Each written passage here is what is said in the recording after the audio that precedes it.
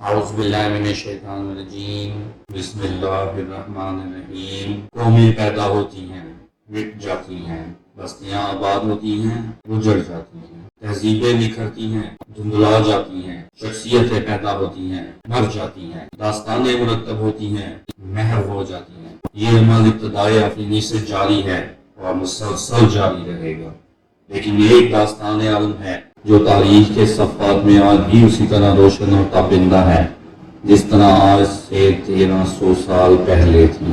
انقطاع زمانہ کی گردش اور انقلابات روزگار کی ہزاروں گردشیں اس داستان علم کو نہ مٹا سکیں اور نہ ہی رہتی دنیا تک مٹا سکیں گی۔ اس داستان عظیمہ کو لکھنے والی مقدس شخصیت نے اسے اپنے خون جگر سے لکھا ہے اور دشت کربلا کے دمکتے ہوئے ذروں نے اس تحریر کو اپنے سینوں میں محفوظ کر دیا ہے۔ تاریخ عالم کے صفحات اس داستان عظیمہ کی نظیر پیش کرنے سے قاصر ہیں۔ اگر کسی میں حوصلہ ہے تو آئے اور اس آفتاب کے سامنے اپنا دیا تو جلا کر دکھائے۔ فاطمہ کے لخت جگر نے اپنے نانا کے مقدس دین کے حیا کے لیے قربانی کا جو بے نظیر معیار قائم کیا، کوئی اس کی مثال تو ڈھونڈ کر لائے۔ قتیل جادائے حق کو صداقت نے کمال صبر و استقامت سے ان آزمائشوں کو طے کیا جو اللہ رب العزت نے اپنے ابدی پیغام میں متعین کی اور بیان فرمائی۔ اللہ تعالیٰ تمہیں آزمائشوں میں ڈالے گا، وہ حالت خوف و ہراس، بھوک اور پیاس، نقصان جان و مال اور ہلاکت اولاد و کارب میں مبتلا کر کے تمہارے صبر و استقامت کو آزمائے گا۔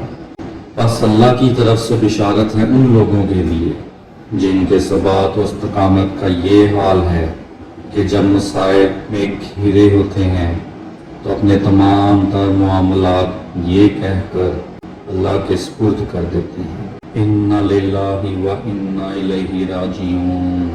اب ذرا میدان کربلا کی طرف آئیے اور قرآن کے آئینے میں اس سانحہ عظیمہ کی تصویر ملاحظہ کیجیے۔ خوف و ہراس کا یہ عالم ہے کہ حد نظر تک پھیلے ایک زاروں میں خاندان رسالت کا یہ مختصر سا مقدس قافلہ درندہ صفت صفاق انسانوں میں گھرا ہوا ہے۔ سورج کی شعائیں پڑتی ہیں تو زمین کے سرے شرارے بن جاتے ہیں۔ دشمن کے نیزوں اور بھالوں کی چمک سے آنکھیں چندھیائی جاتی ہیں۔ بے نیام تلواریں اس مقدس قافلے پر کوندی پڑتی ہیں۔ ہر نظر صفاق اور ہر آنکھ گستاخ اور بے بال دکھائی دیتی ہے۔ شر کے اس طوفان بدتمیزی میں کسی ایک زبان سے بھی خیر اور مروت کی آواز سنائی نہیں دیتی۔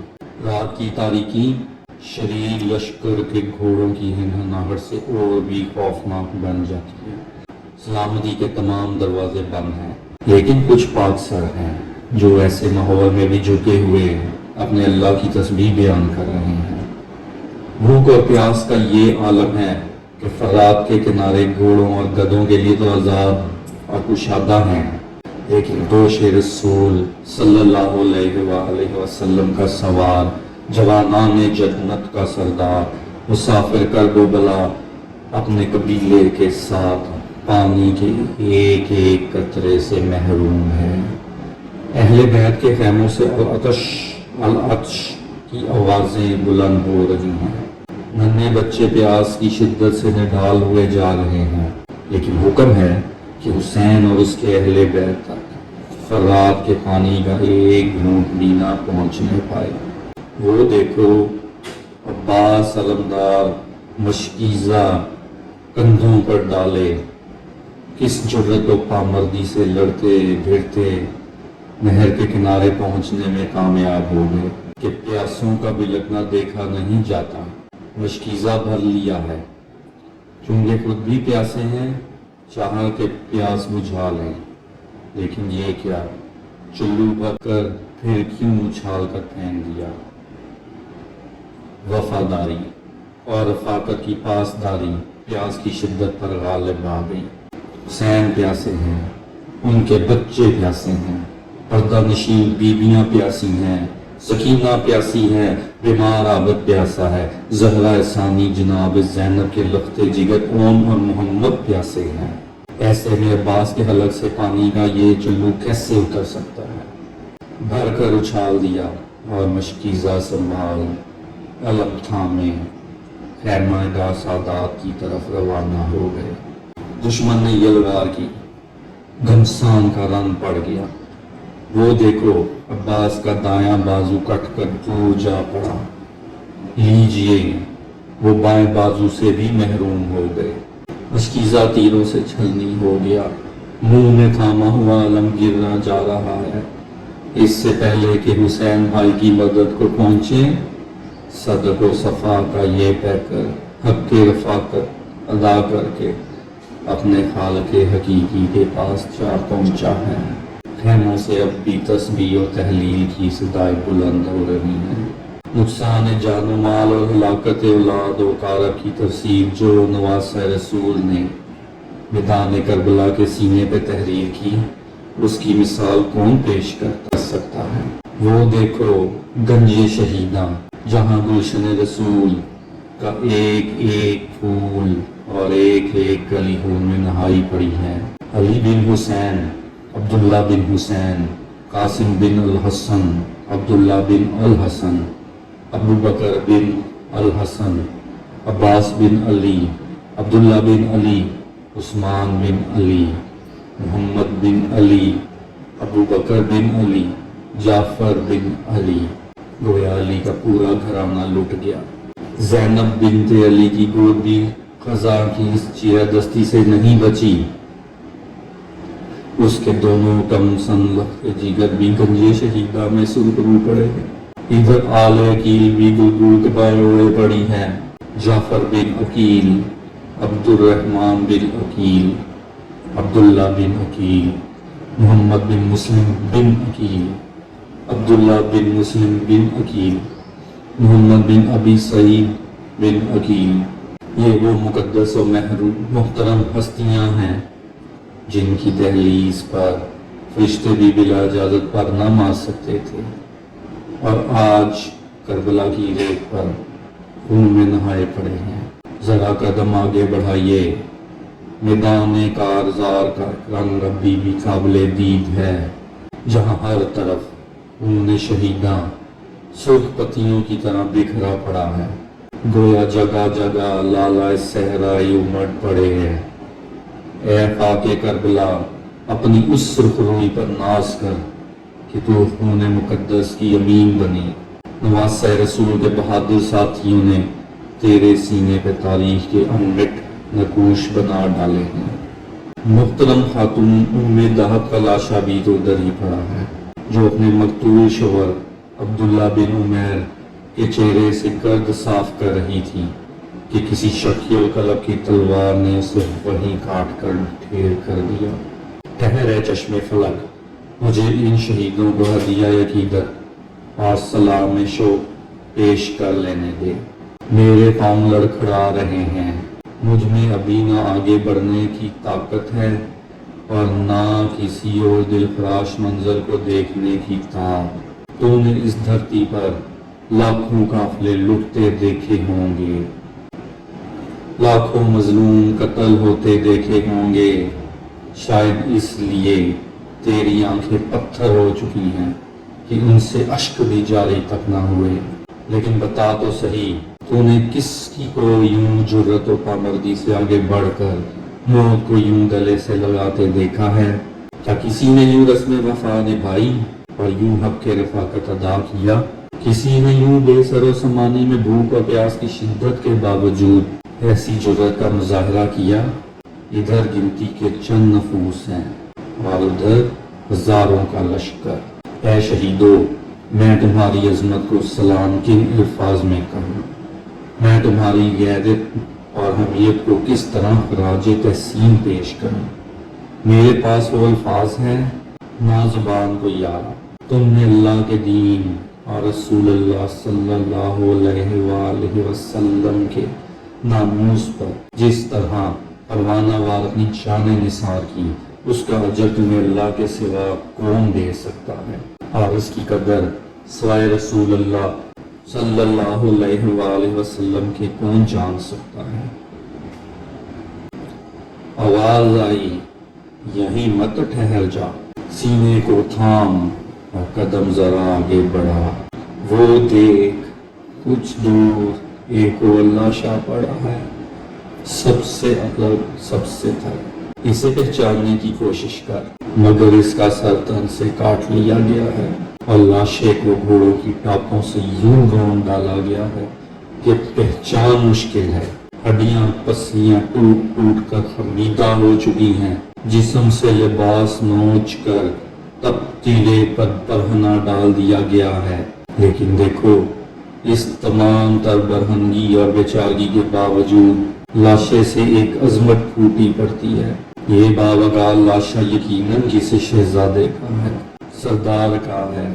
سنو سنو یہ آواز کیسی ہے جو صحراؤں کی وسعتوں کو چیرتی ہوئی خلاؤں میں ابھر رہی ہے، جس نے کربلا کی فضاؤں میں ارتعاش پیدا کر دیا ہے۔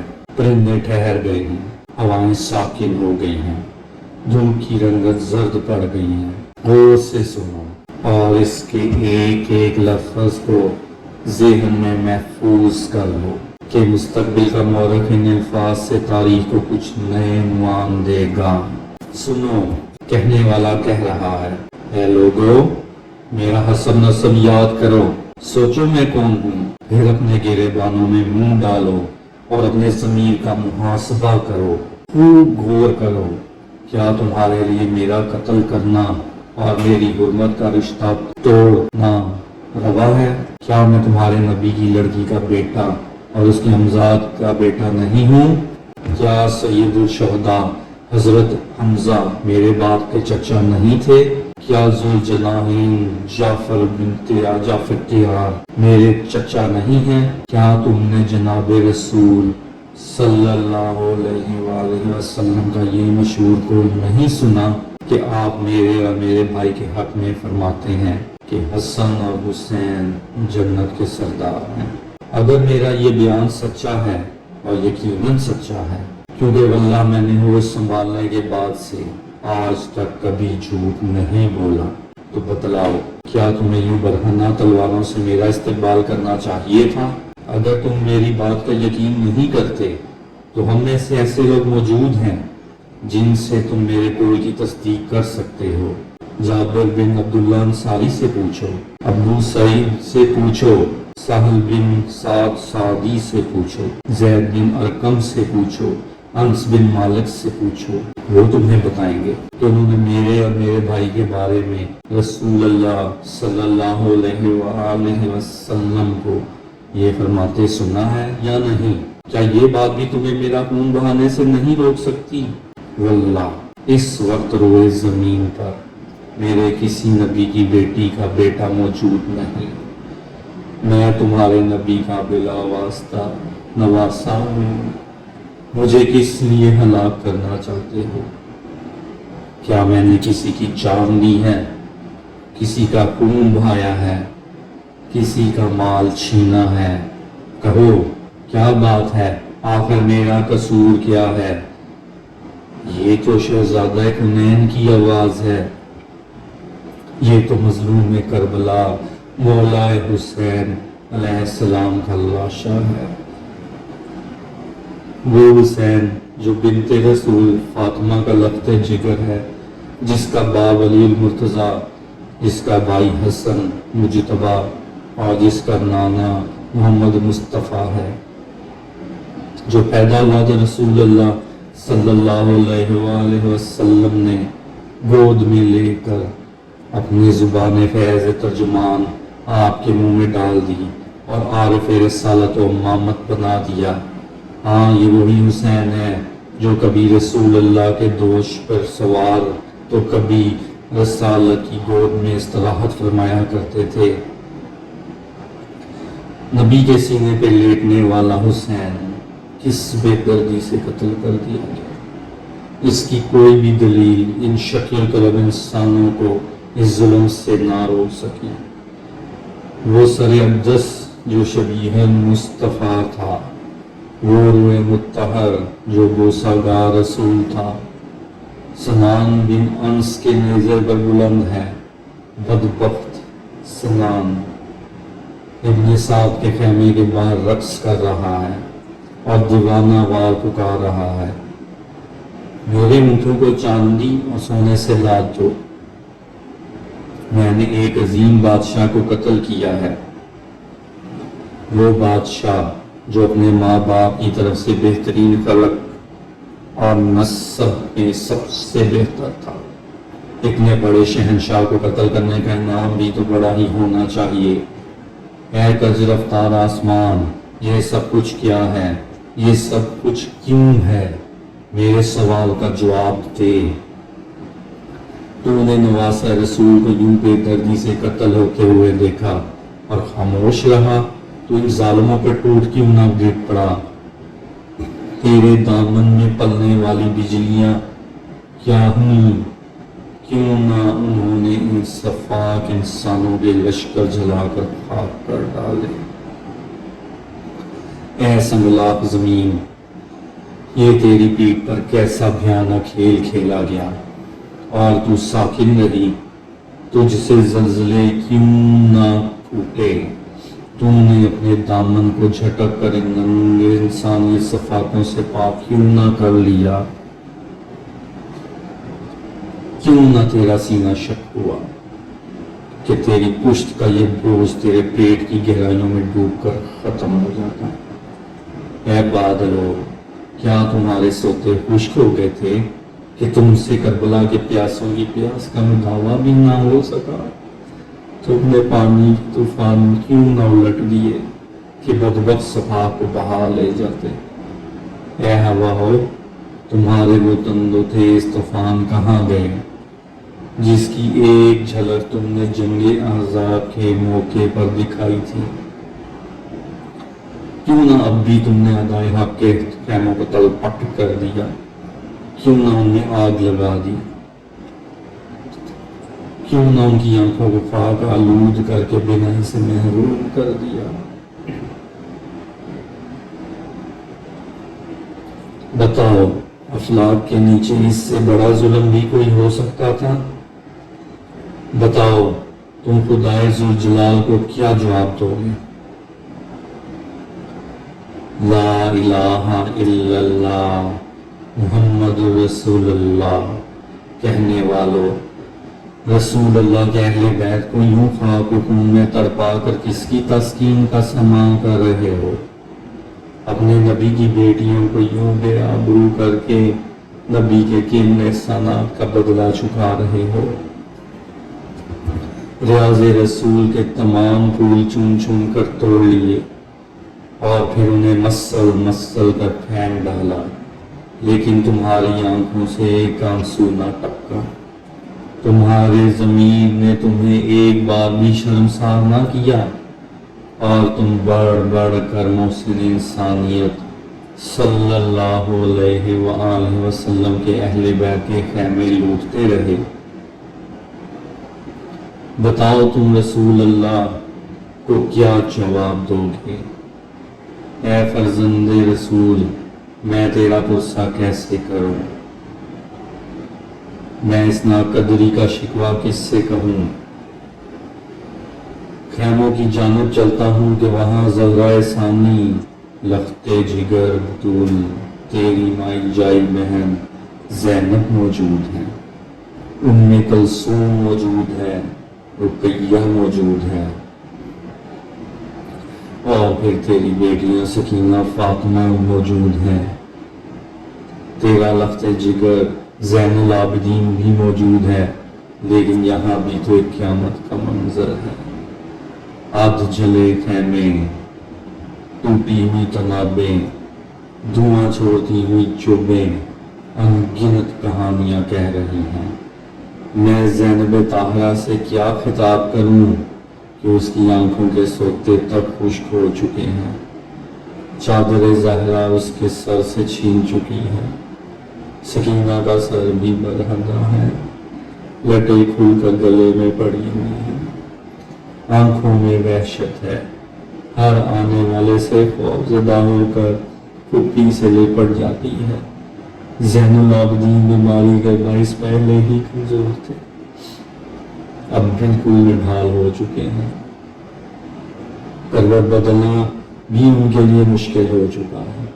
اے زہرا ثانی، میں تجھے بیٹوں اون محمد کا پرسہ دوں یا علی اکبر اور قاسم کا، مجھ میں یہ حوصلہ کہا جو یہ کہہ سکوں، اے حسین کی بہن، اے حسین کی بیٹی، اے حسین کے فرزند، حسین شہید ہو گئے، ان کا لاش آب گور و کفن صحرا میں پڑا ہے، اب تم حسین کا انتظار نہ کرنا، وہ اب تمہارے پاس نہیں آئیں گے، وہ جا چکے ہمیشہ کے لیے اپنے بھائی کے پاس، اپنے باپ کے پاس، اپنے نانا کے پاس۔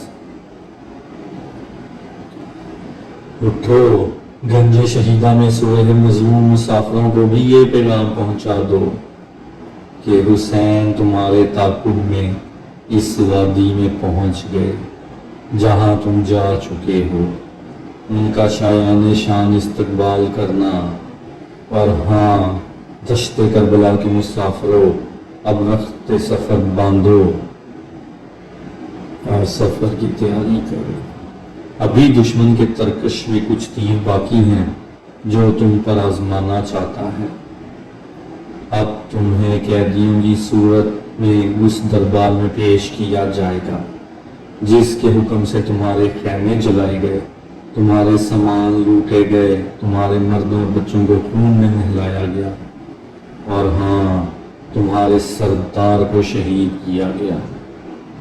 دیکھو، اس آزمائش کو بھی خندہ پیشانی سے قبول کر لو، مانا کہ بے پناہ صدموں سے، بھوک اور پیاس سے، خوف اور ہراس سے، بے خوابی اور بے آرامی سے تمہارے اعضاء شل ہو چکے ہیں، تم نڈھال ہو چکے ہو، لیکن یہ کڑا سفر تمہیں بہرحال طے کرنا ہے، کربلا سے کوفہ تک کا سفر، چلتے چلتے مظاہر قدرت بھی دیکھتے جانا، میدان کارزار راہ میں پڑے گا، اگر تمہاری نگاہیں کوئی دل خراش منظر دیکھ بھی لیں تو حرف شقائق زبان پر نہ آئے۔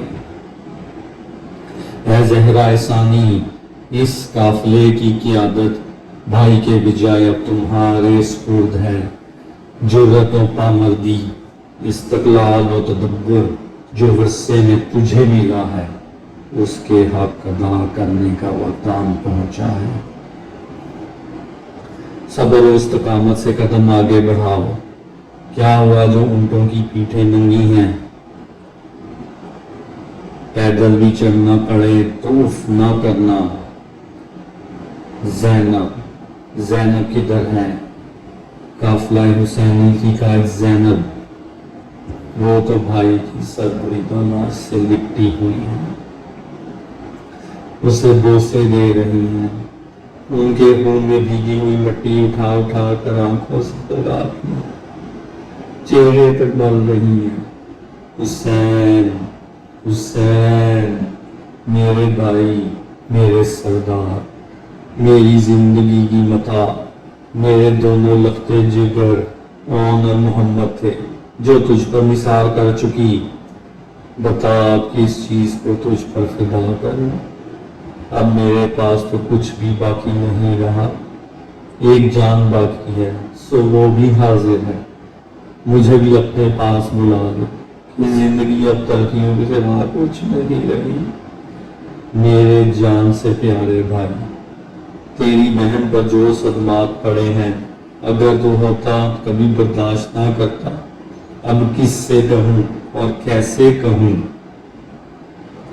میرے بھائی حسین، تو نے مجھے صبر کی تلقین کی تھی، میں ضرور اس پر عمل کروں گی، لیکن تیری بہن سخت دل کیسے ہو جائے؟